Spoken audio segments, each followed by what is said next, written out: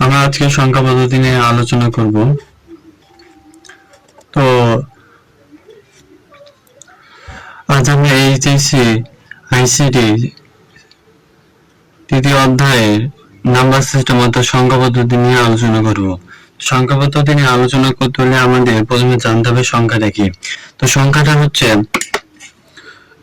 এভাবে আমরা সংজ্ঞায়িত করতে পারি, সংখ্যা হলো এমন একটি উপাদান যা কোনো কিছু গণনা, পরিমাণ করতে ব্যবহৃত হয়।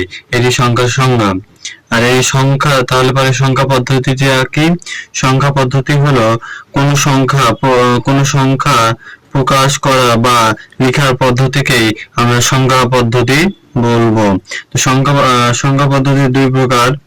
একটা হচ্ছে পজিশনাল নাম্বার সিস্টেম অর্থাৎ স্থায়ী সংখ্যা পদ্ধতি, আর একটা হচ্ছে নন পজিশনাল নাম্বার সিস্টেম অর্থাৎ অস্থায়ী সংখ্যা পদ্ধতি। এই সংখ্যা পদ্ধতিগুলোর মধ্যে যেটি স্থায়ী সংখ্যা পদ্ধতি, যার দ্বারা আমাদের বইয়ে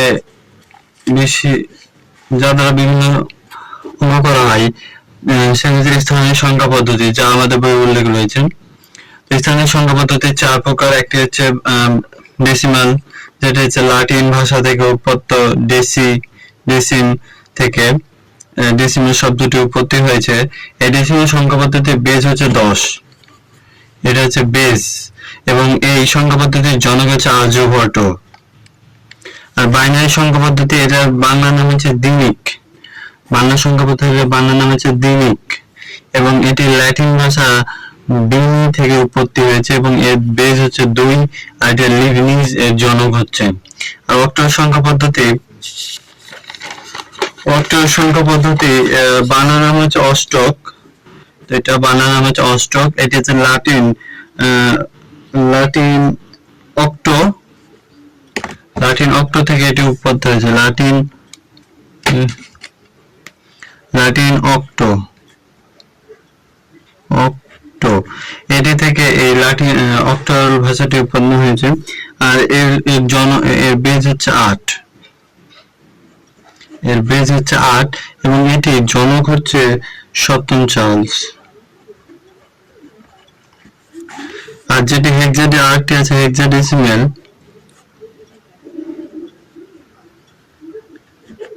যার বাংলা নাম হচ্ছে ষোড়শ।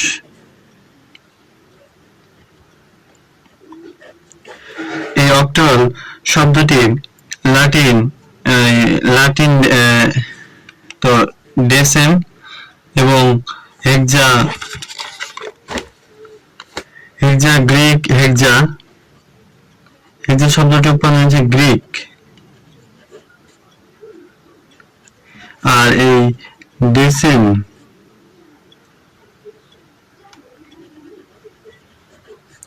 এটি হচ্ছে লাতিন ভাষা থেকে উৎপত্তি। আর এই হেক্সাডেসিমাল বেজ হচ্ছে 16। আর এটি আবিষ্কার করেন চিউস নামে একজন জনক। চিউস, এটা হচ্ছে বেজ, চিউস হচ্ছে জনক। হেক্সাডেসিমাল গ্রিক প্লাস লাতিন ভাষা থেকে উৎপত্তি হয়েছে। এটা হচ্ছে স্থানীয় সংখ্যা পদ্ধতির যে 4টি প্রকারভেদ, সেগুলো যেমন হচ্ছে ডেসিমাল সংখ্যা পদ্ধতি, বাইনারি সংখ্যা পদ্ধতি, অক্টাল সংখ্যা পদ্ধতি এবং হেক্সাডেসিমাল। তবে আমাদের এখানে এই সংখ্যা পদ্ধতির বেজগুলোকে মুখস্থ করে রাখতে হবে। বেজগুলো খুব ইম্পর্টেন্ট। বেজগুলো আমরা এখানে লিখতে পারি। যেমন ডেসিমালের বেজ হচ্ছে 10, বাইনারি 2, অক্টালে 8, তারপর হেক্সাডেসিমাল 16।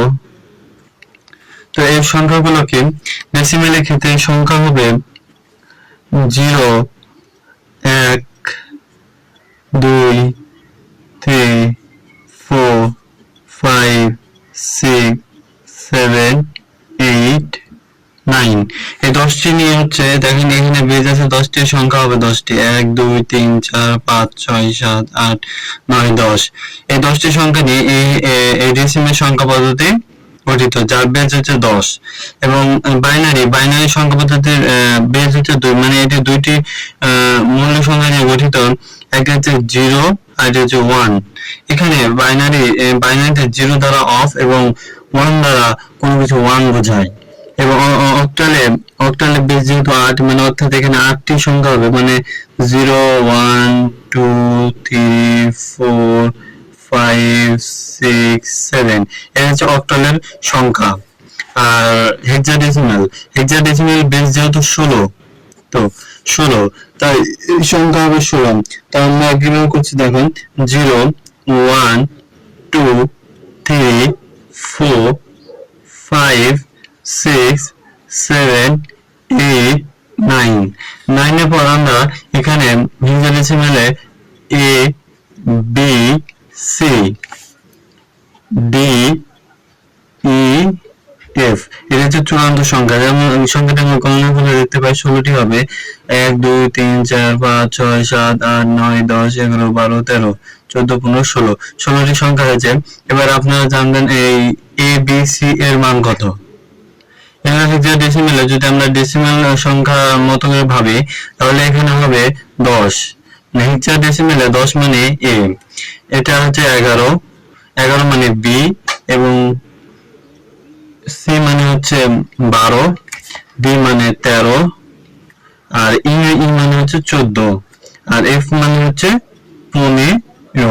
এবার ধরা হয়, কিন্তু হেক্সাডেসিমাল সংখ্যা পদ্ধতি আমরা যদি কাজ করতে যাই, আমাদের 10 এর বদলে a, 11 বদলে b, 12 বদলে c, 13 বদলে d, 14 বদলে e, 15 বদলে f, এগুলো আমাদেরকে জানা থাকা জরুরি। এগুলো হচ্ছে বেসিক টার্ম।